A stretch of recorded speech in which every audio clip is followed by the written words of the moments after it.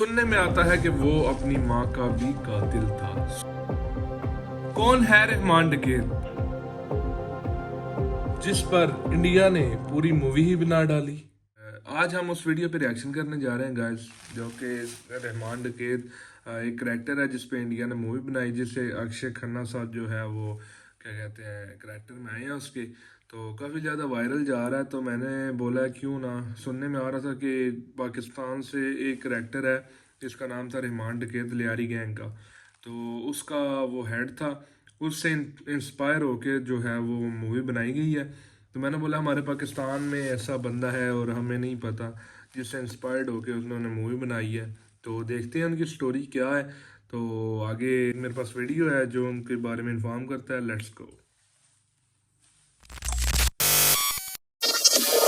तो गाइस ये वो वीडियो है जिसके बारे हम बात कर रहे थे। इसमें बताया गया कि रहमान डकैत कौन था और क्या उसका करैक्टर था। तो अभी चलते हैं, सीधा आप लोगों को दिखाते हैं। Let's go, let's start the video. दोस्तों, इस वक्त भारतीय सिनेमा घरों में धुरंधर नाम की मूवी की चर्चा है। इसमें एक पाकिस्तानी गैंग वॉर की कहानी को दिखाया गया है और सबसे चर्चित नाम रहमान डकैत का है, एक मुस्लिम गैंगस्टर जिसने पाकिस्तान में तबाही मचा दी थी और जिसका नाम अंडरवर्ल्ड में दाऊद इब्राहिम से भी बड़ा नाम बन गया था। कौन था ये रहमान डकैत? भारत से इसका क्या ताल्लुक था? क्यों भारतीय सिनेमा ने इसके ऊपर एक फिल्म बनाई है? अपनी इस वीडियो में ये सारी जानकारी आपको हम देने वाले हैं। हेलो दोस्तों, मैं हूँ फैज और आप देख रहे हैं द करंट वर्ल्ड। दोस्तों, साल था 1970 का, जब मुंबई में दाऊद इब्राहिम का राज उभर रहा था। उसी वक्त में पाकिस्तान के कराची के लारी में एक बच्चे का जन्म होता है। नाम रखा गया रहमान बलोच। ये बच्चा खास था, लेकिन इसके पिता लारी में एक गैंगस्टर थे जिनकी हत्या कर दी गई थी। इसी हत्या के शक में मात्र 13 साल की उम्र में इसने अपने पड़ोसी का कत्ल कर दिया और कुछ सालों के बाद इसको खबर 13 साल की उम्र कत्ल कर दिया।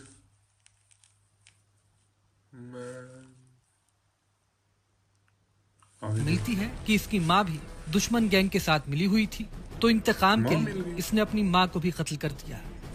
अपनी माँ को कत्ल करने के बाद अरे भाई साहब, अरे भाई साहब,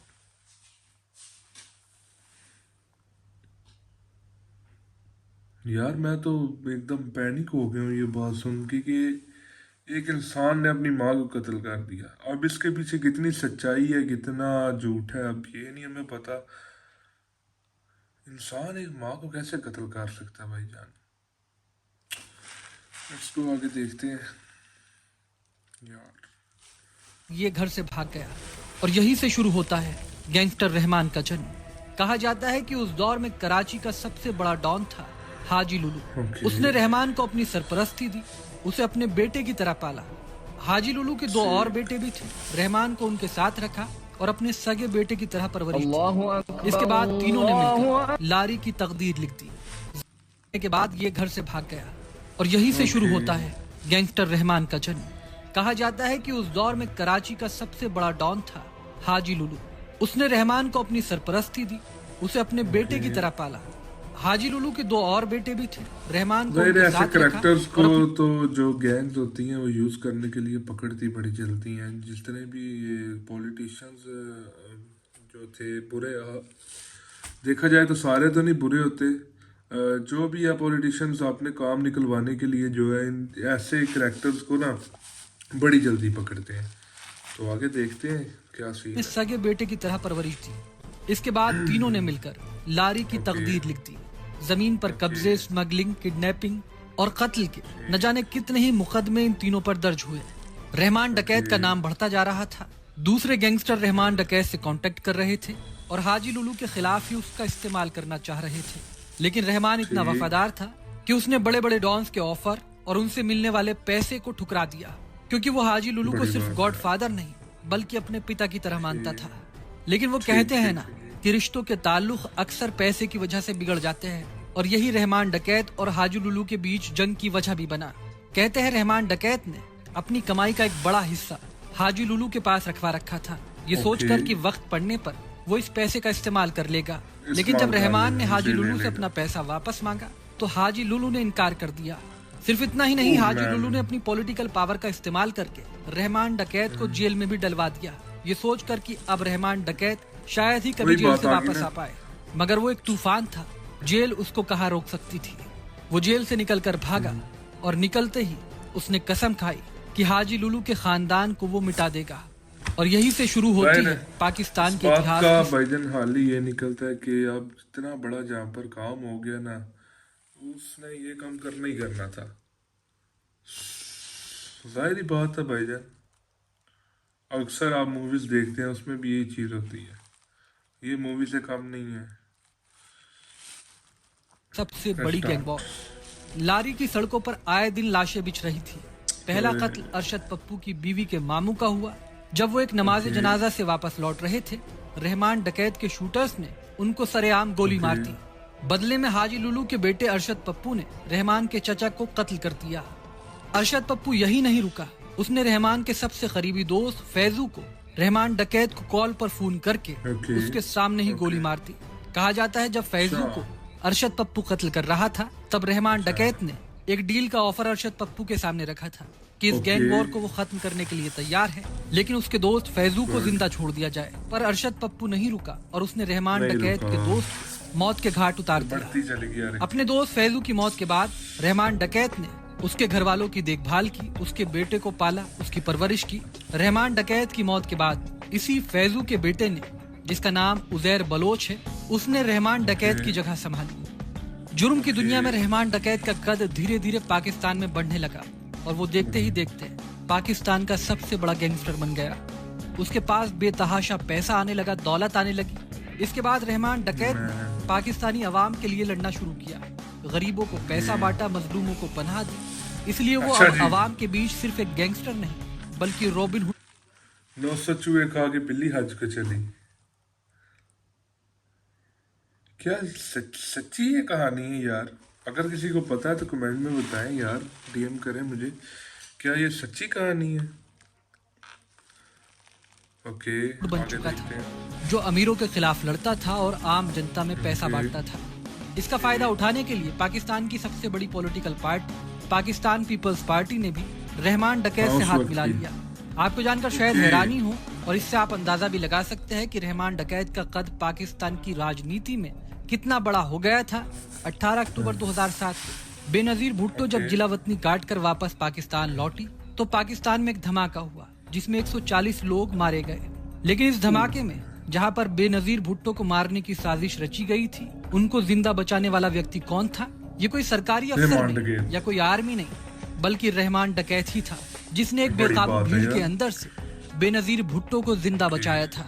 और जब रहमान डकैत की तस्वीरें जिसमें वो बेनजीर भुट्टो की गाड़ी के स्टीयरिंग संभाले हुए नजर आ रहा था वो पाकिस्तानी जनता के सामने आई तो देखते ही देखते वो पाकिस्तानी जनता का चहेता बन गया। पाकिस्तानी जनता उसे बेहद पसंद करने लगी। पर दोस्तों, सियासत के कुछ कायदे कानून होते हैं।